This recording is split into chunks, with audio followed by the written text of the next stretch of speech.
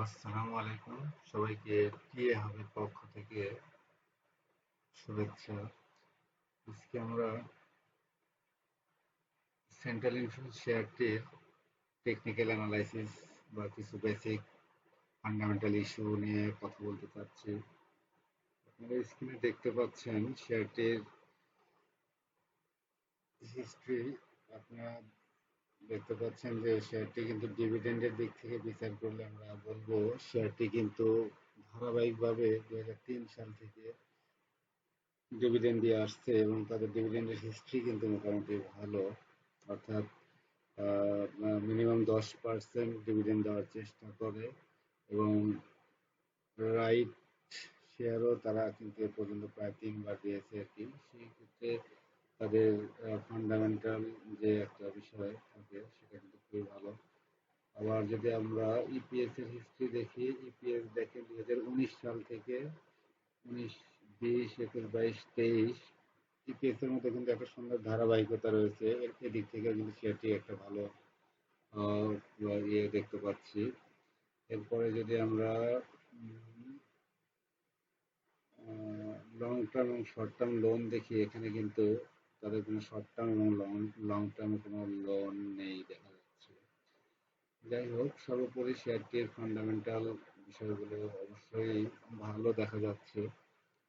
এক্ষেত্রে আমরা যদি শেয়ারটির টেকনিক্যাল কিছু বিষয় আমরা দেখি, তাহলে আপনারা স্ক্রিনে দেখতে পাচ্ছেন শেয়ারটি কিন্তু এটা একটা মান্থলি চার্ট। শেয়ারটির মান্থলি চার্টে আমরা দেখতে পাচ্ছি লাস্ট 2011 সাল থেকে আমাদের যে তথ্য দেখতে পাচ্ছি সেটা কিন্তু অলমোস্ট তার হাইয়েস্ট যে রেজিস্ট্যান্স সেটা কিন্তু 71। আমরা 71 দেখতে পাচ্ছি 2011 সালে। এবং 2011 সালের পর থেকে সে কিন্তু একটা বড় ধরনের কারেকশনে ছিল।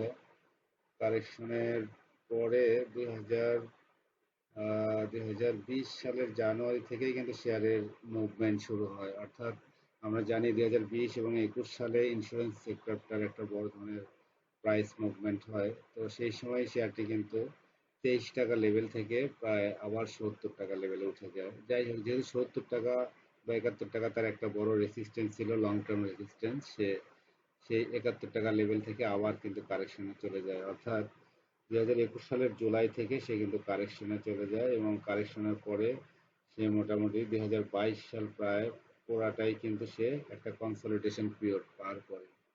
যাই হোক, 2023-এর শেষের দিকে অর্থাৎ 2024-এর জানুয়ারি থেকে কিন্তু আবার শেয়ারের একটা মুভমেন্ট শুরু হয়। আপনারা দেখতে পাচ্ছেন এই বক্সটার বাইরে এখানে আমরা 2024 সাল শুরু হয়েছে আর কি। 24 সালের জানুয়ারি থেকে জানুয়ারি এবং ফেব্রুয়ারি মাসে কিন্তু 37 থেকে আবার কিন্তু শেয়ার মোটামুটি 64-এর দিকে উঠে যায়। যাই হোক, পরপর 2 মাসে ভালো একটা প্রাইস গ্যাপ দেয়। এরপরে কিন্তু আবার পরবর্তী 3 মাস কিন্তু সেই সেম আবার কারেকশনে চলে আসে। কারেকশনে এসে কিন্তু সে মোটামুটি একটা ভালো কারেকশনে যেখান থেকে উঠেছিল প্রায় সেই লেভেলেই চলে আসে। যাই হোক, কিন্তু কারেকশন মোডে কিন্তু ভলিউম খুবই কম ছিল। অর্থাৎ কারেকশন 3 মাস হলেও 3 মাসে তার ভলিউম রেঞ্জ কিন্তু খুবই কম ছিল। যাই হোক, লাস্ট 2 মান্থ আবার দেখা যাচ্ছে শেয়ারের কিন্তু ভলিউম এবং প্রাইস অ্যাকশন কিন্তু খুবই চোখে পড়ার মতো। সেক্ষেত্রে সে কিন্তু এই বক্সকে অতিক্রম করার চেষ্টা করছে। এখন সে যদি এই বক্স, অর্থাৎ এটা তার 64 লেভেল, এটাই তার রিসেন্ট যে রেসিস্ট্যান্স লেভেল, অর্থাৎ ফেব্রুয়ারি এবং মার্চ এই 2 মাসে কিন্তু সে এই লেভেলটাকে টাচ করার চেষ্টা করেছে 2 মাসেই। যাই হোক, মার্চ মাসে এই লেভেলকে টাচ করেই সে কিন্তু আবার নিচে কারেকশনে যায়। কিন্তু বর্তমান জুলাই মাসে সে কিন্তু আবার সেই লেভেলটাকে টাচ করেছে। এখন দেখার বিষয় সে এই লেভেলটাকে ক্রস করতে পারে কিনা। এই লেভেলটা যেহেতু এই মাসে ভলিউম যে বার সেটা কিন্তু মোটামুটি মাসের মাঝামাঝি হলেও ভলিউম বার কিন্তু অনেক বড় এবং সেটা এই মাসের শেষ পর্যন্ত অবধি যদি এভাবে ভলিউম বাড়তে থাকে তাহলে ভলিউম বারটা কিন্তু এদিকে আরো বড় হতে পারে।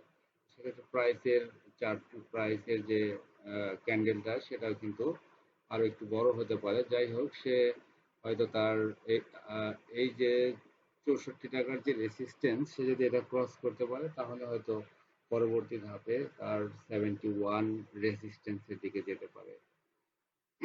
যাই হোক, এটা মোটামুটি এ পর্যন্ত আমরা দেখতে পেলাম যে এই শেয়ারের মোটামুটি প্রাইস অ্যাকশন এবং ভলিউম কিন্তু ভালো।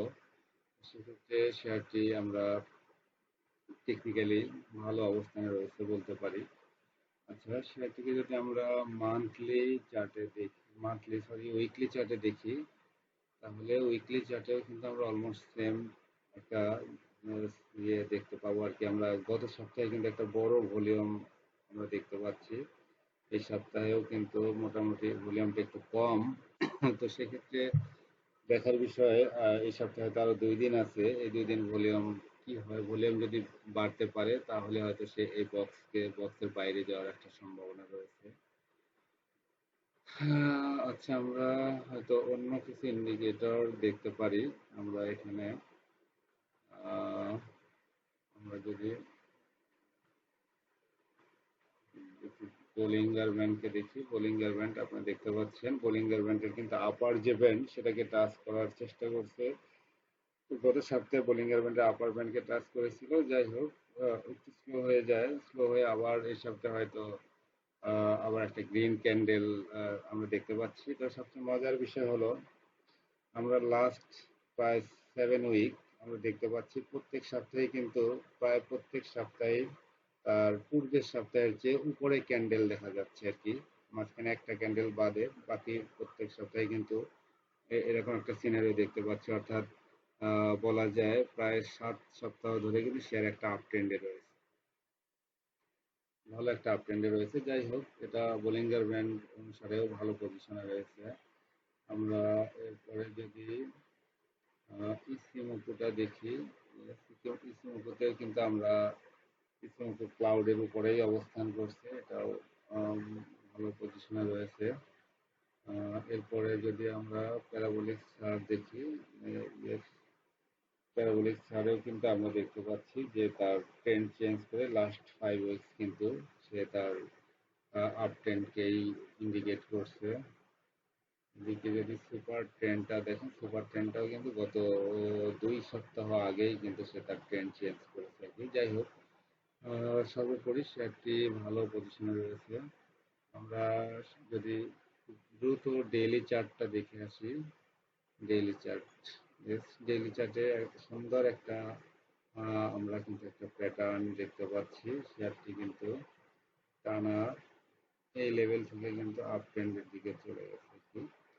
যাই হোক, সেটি একটা ভালো পজিশনে রয়েছে। আশা করা যায় সে তার এই রিসেন্ট যে রেসিস্ট্যান্স 64, এটাকে ক্রস করতে পারলে সে হয়তো আরো ভালো করতে পারে। এবং আমরা দেখতে পাচ্ছি নিচের দিকে কিন্তু ভলিউম লাইনগুলো কিন্তু অনেক বড় বড়, অর্থাৎ রিসেন্টলি সে কিন্তু অনেক বড় বড় ভলিউম পেয়েছে আর কি। অর্থাৎ আমরা 2024 সালের পর থেকে শেয়ারের একটা বড় মুভমেন্ট আমরা দেখতে পাচ্ছি। এবং শেয়ারটি কিন্তু একটা লং টাইম ধরে কিন্তু এখানে একটা কনসলিডেশন পিরিয়ড কিন্তু পার করেছে আপনারা দেখতে পাচ্ছি। এবং সেই আপনারা দেখতে পাচ্ছেন প্রায় 2022-এর জুলাই থেকে 2024-এর জানুয়ারি পর্যন্ত আর কি মোটামুটি একটা কনসলিডেশন পিরিয়ড ছিল। এরপরেই কিন্তু শেয়ারটি এই বক্সের বাইরে চলে যায় এবং এখান থেকে একটা প্রাইস মুভমেন্ট হয়। এরপরে একটা বড় কারেকশন হয়, সে আবার কিন্তু কাউন্টার মুভমেন্ট করে। এরপরে এখনো সে আপ ট্রেন্ডেই রয়েছে। আশা করা যায় যদি সে তার এই লেভেলটাকে ক্রস করতে পারে তাহলে হয়তো ভালো করতে পারে। যাই হোক, সবাই ভালো থাকবেন। আর আহ, এটা আসলে একটা শেয়ারের টেকনিক্যাল এবং ফান্ডামেন্টাল অ্যানালাইসিস, যা শেয়ারের বর্তমান সিচুয়েশনটাকে রিপ্রেজেন্ট করে। এটা আসলে কোনো সেল বাই নির্দেশনা নয়। যাই হোক, সেল বাই করার ক্ষেত্রে অবশ্যই নিজের যে ডিসিশন সেক্ষেত্রে সেটাকেই প্রাধান্য দেওয়া উচিত। এবং আপনারা জেনে এবং বুঝে বিনিয়োগ করবেন। সবাই ভালো থাকবেন। সবাইকে